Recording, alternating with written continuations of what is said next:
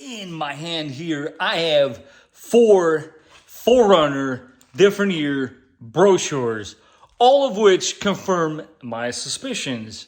For 4 years, the 4Runners shared the same component with a very sought after FJ Cruiser model. But unfortunately, that component does have a weak link. So if you care to see what I mean, I might be giving you a hint in the background there. Stay tuned and find out. And I'm going to show you guys step by step how to fix this one small inconvenience.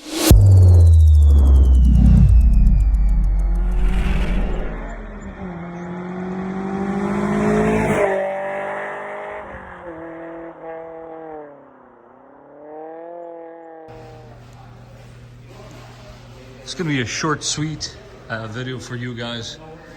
My main goal here is I want you guys to write down these part numbers, as it can be a little confusing when it comes to ordering them. Now you're probably saying to yourself, why are you replacing these beautiful Bilstein with TRD coils suspension? Well, common problem, guys. This happens quite a lot. I've seen this quite a few times, and yeah, decided to make a video for you guys. Not super crazy, but the top rubber there is also a little cracked up. But yes, you guessed it, this side has the same problem. It is completely split, although still within its position, but still broken nonetheless. But yeah, I'm gonna make this video and I'm gonna show you guys how you can swap these out. Super easy and super quick. Man, this color.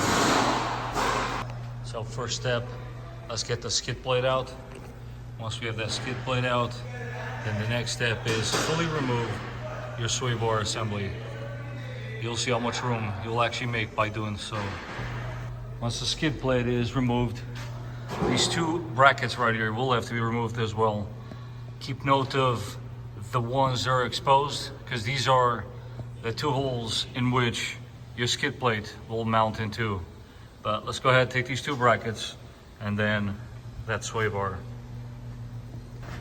Top tip, these can be quite difficult to remove. Say you don't have access to a torch, a little bit of heat. Well, a pair of vice grips will do the trick as well. Place them on that area and she'll come right out.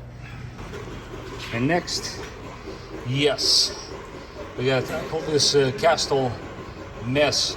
Obviously, remove your pin first and then get that castle nut off, and I'll show you how easy it is to pop this tie rod right out. So once you get the pin out, what you want to do is bring the castle nut all the way flush with the top and watch how we separate these two. No problem whatsoever. The reason why I want to do this is so you don't mushroom mainly the top of your outer tie rod.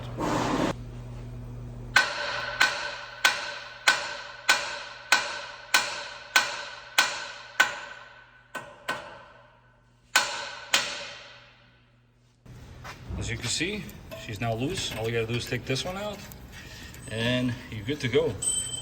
Moving right along. Let's do the other side. Now that we've got our tie rod out of the way, grab yourself a 19mm socket, remove that nut. Once the nut's removed, then with a punch, you're going to work the screw that way. All you need is this guy. These are usually pretty good, and it comes right out.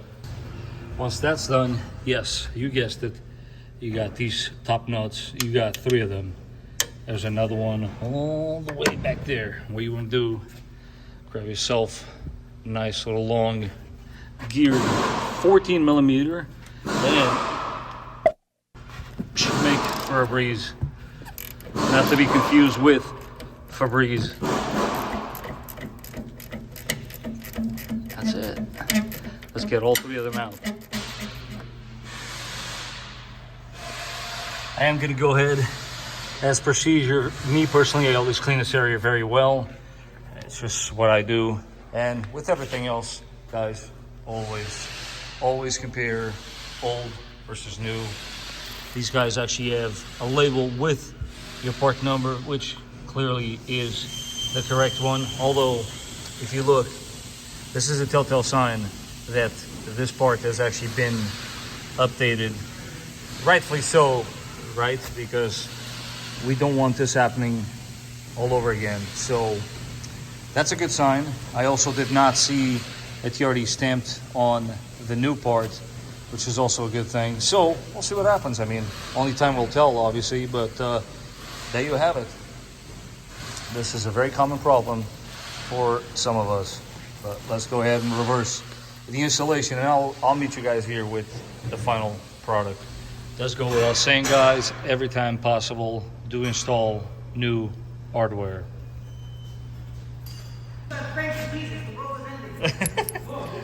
Guys, no joke. Literally, we just experienced an earthquake. I'm sure you guys probably did too. So, okay, back to normal here. Here's a quick trick for you guys. This bracket, right? You have to tighten this one up. We got to make sure that this and that lines up. So what do? You run those screws in, and that way, you know when that one is torqued, that these two will line up. Here's another quick top tip. If you want to keep that spacer from falling off on you, and you are missing that guy, well, what if I told you with a little O-ring, you can achieve the same exact thing? Slide it in. Let's give it a go. Yep, ain't going nowhere.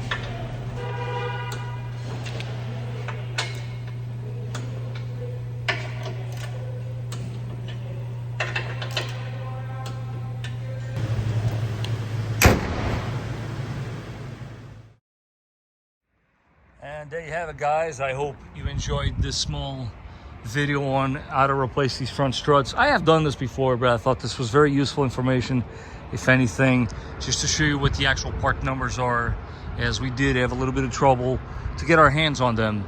But with that aside, I do want to leave you guys with one thing. I want to know, put it in the comments down below, how many of you have had to replace these front struts for the same exact issue. As I'm sure you know, it happens not only on the Ultimate Edition, but also on some of the newer, the first years of the TRD Pro on the 4Runner. Drop it in the comments down below. Let me know. We want to hear about you. But until then, guys, I do want to take this opportunity to thank you for watching, and I will catch you guys on the next one.